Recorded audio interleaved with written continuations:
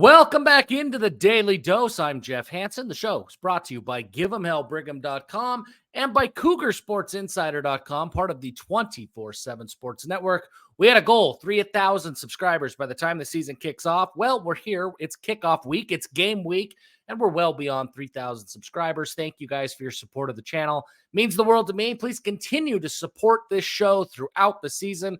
We're going to do some pretty cool things, and we're going to cover BYU in a way that not many other people are covering BYU. I'm super excited about it.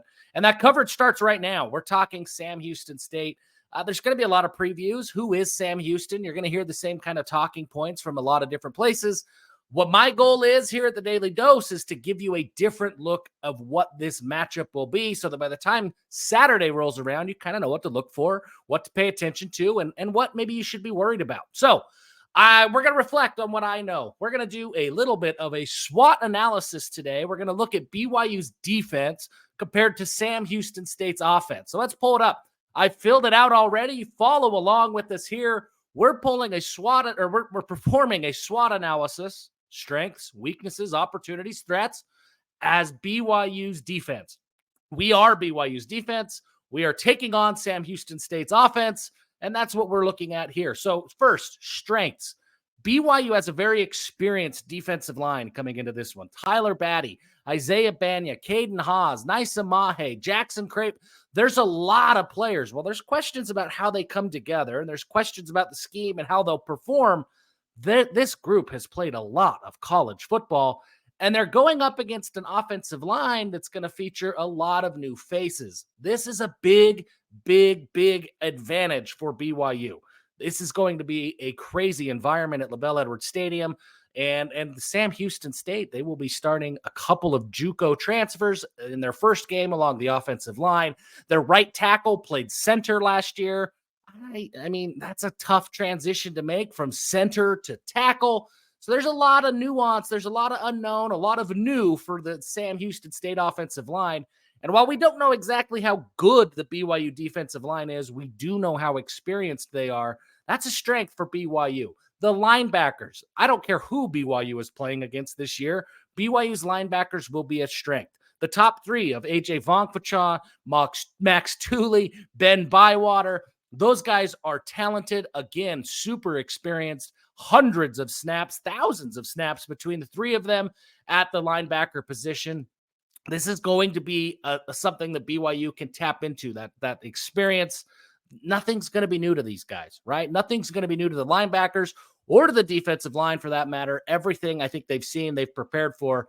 And then Jay Hill, right now, nobody knows exactly what Jay Hill's scheme is going to look like. That's a little bit of a strength for BYU going into the first few weeks of the season. That will fade over time as more film becomes available and people are able to see what Jay Hill is doing. But for right now, that's a pretty big deal for BYU. Now, weaknesses. There's question marks at the safety position. We've talked about it. Micah Harper, he's out for the year. Talon Alfrey, sounds like he's out for a while.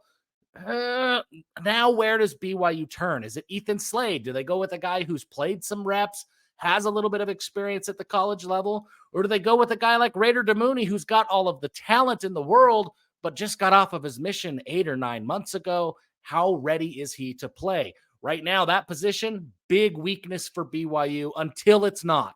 The talent is there. Maybe the scheme is there. Maybe there's some experience there where that won't be a weakness long term. But going into week 1 against Sam Houston State, that's a big weakness for BYU because it is so uncertain. We talked about the experience of the defensive line. We don't know how the middle of that defensive line will perform, right? I mean, we have guys, Jackson Cravens, we've seen him. We've seen Caden Haas, Nisa Mahe. And there's lots of guys there who have seen a lot of college football, but none of them are exactly knocking on the NFL's door. How are they going to be able to play? Excuse me. That remains a question. That's something that has to be figured out. And then finally, first game jitters. The anticipation for this season is off the charts. If you've been in Provo for any amount of time throughout the summer, there's a very real energy. It's tangible. You can almost feel it. You can taste it, bite into it in the air. It's pretty impressive. Will there be first game jitters as a result? A lot of new faces, a lot of team chemistry that needs to be resolved. That's going to be something that BYU has to address and make sure that they keep their composure. The experience should help, but that is something to be aware of. Okay, opportunities. Now, here's where we get into the nuts and bolts a little bit. BYU has a huge advantage right now going into this game because there is a ton of uncertainty for quarterback at Sam Houston State. Grant Gunnell was brought in to be the guy. Grant Gunnell, you may have heard that name before. He started at Arizona back in 2019. Then he transferred to Memphis for a minute. Then he transferred to North Texas for a minute. Now he's transferred to Sam Houston State, and he was brought in to be the guy for the Bearcats. Yet here we are, August 28th, and Casey Keeler, head coach, has not named him the official starting quarterback. No, he's still in a competition with returning quarterback Keegan Shoemaker.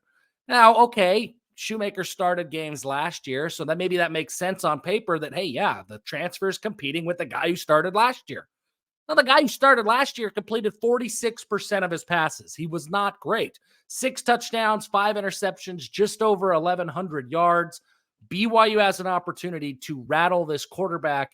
And when you look at the question marks at offensive line, with all of the JUCO transfers, with a center transitioning to right tackle, that is a huge strength for BYU. If this defensive line can play well, if the linebackers can play aggressive, BYU has a real chance to rattle this quarterback and get the Sam Houston State offense offbeat before they're even able to find themselves throughout the game on Saturday. And that's really what the dominating defensive line performance can be.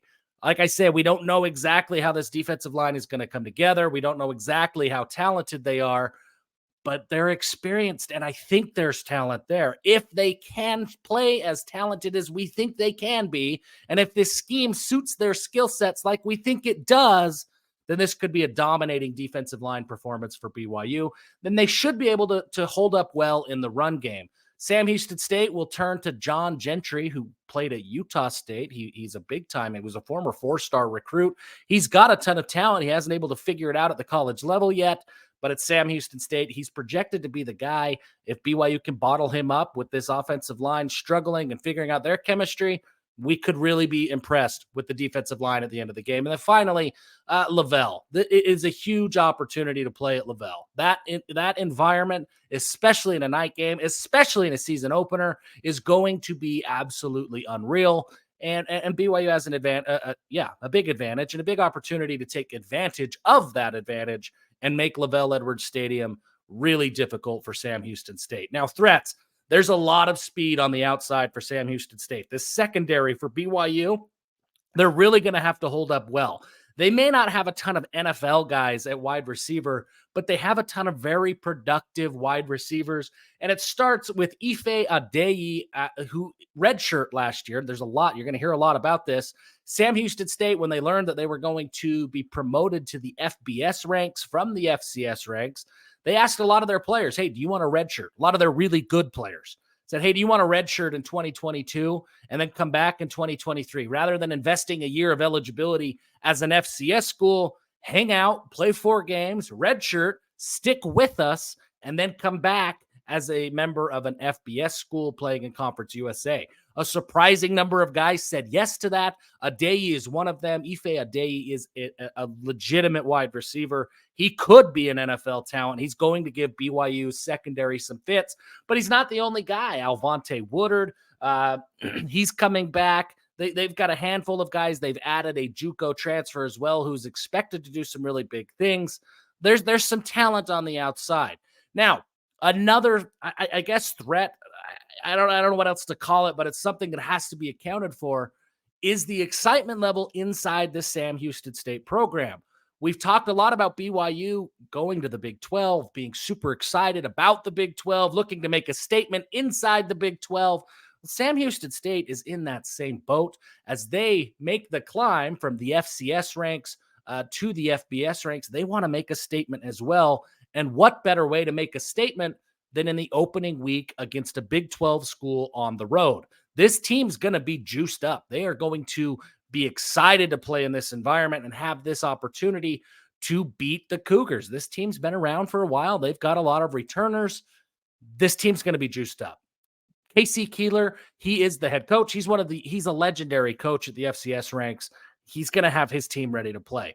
This is not Southern Utah. I think a lot of people tend to look at the Sam Houston State game and say, well, Sam Houston, they were an FCS school. BYU should win by 45.